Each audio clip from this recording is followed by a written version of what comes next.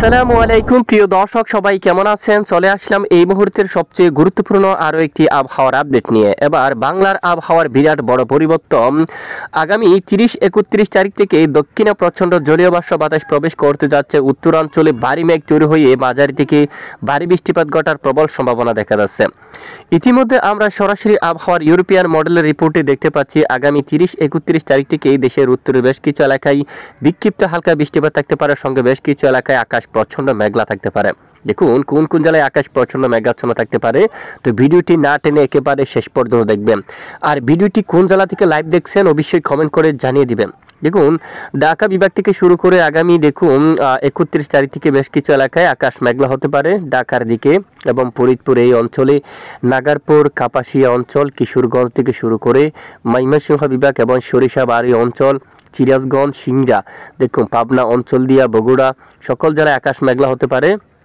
দেখুন প্রচণ্ড আকাশ মেঘাচ্ছন্ন হতে পারে এবং জামালপুর এলাকায়, এদিকে নালিতাবাড়ি অঞ্চল, ধালু এই অঞ্চল, বাহাদুরবাদ, তারপর এখানে গাইবান্ধার দিকে এবং শিলিমারি থেকে শুরু করে উত্তরবঙ্গের আরও বেশ কিছু এলাকায় আকাশ মেঘলা হতে পারে। একেবারে মেঘযুক্ত আকাশ থাকবে এবং এদিকে কাপাসিয়া এবং লাখাই এই অঞ্চল দিয়ে এবং এদিকে দেখুন নাসিরনগর, হাবিগঞ্জ, এখানে বানিয়াচং, ইটনা থেকে শুরু করে পেনারবাগ, জগন্নাথপুর এখানে বিক্ষিপ্ত হালকা বৃষ্টিপাত থাকতে পারে এবং সিলেট বিভাগের এদিকে দেখুন বড়লেখা অঞ্চল, চরখাই, জাকিগঞ্জ, একেবারে উত্তর পূর্ব হাইলাকান্দি এই সকল জেলায় বিক্ষিপ্ত আকারে বৃষ্টিপাতের সম্ভাবনা দেখা যাচ্ছে।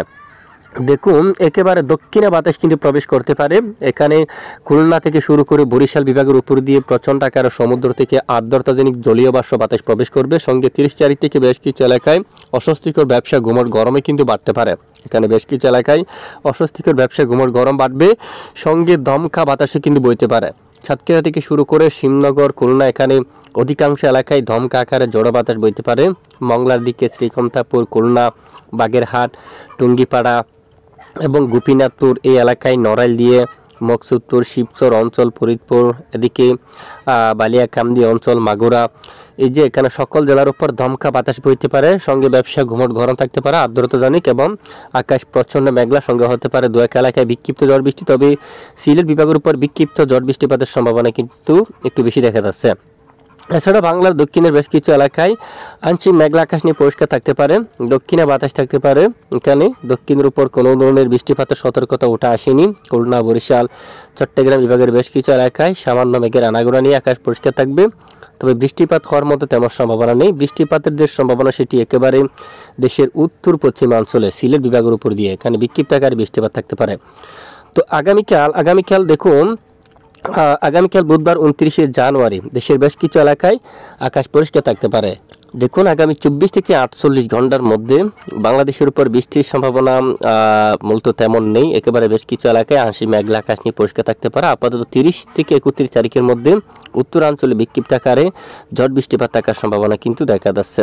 আগামী 24 ঘন্টায় বেশ কিছু এলাকায় আংশিক মেঘলা আকাশ নিয়ে পরিষ্কার থাকতে পারে, কিছুটা কুয়াশা থাকতে পারে, ধোঁয়াশা আকাশ থাকতে পারে এবং সর্বোচ্চ তাপমাত্রা থাকতে পারে। দেখুন ঢাকায় 27 ডিগ্রি সেলসিয়াসে এবং খুলনায় 27 এবং বরিশালে 26, চট্টগ্রাম বিভাগের উপর 26 এরকম, এবং এদিকে উত্তরাঞ্চলে ময়মনসিংহ 25, রংপুরে 24, সিলেটের উপর সর্বোচ্চ 25 ডিগ্রি সেলসিয়াসের গড়ে সর্বোচ্চ তাপমাত্রা থাকতে পারে।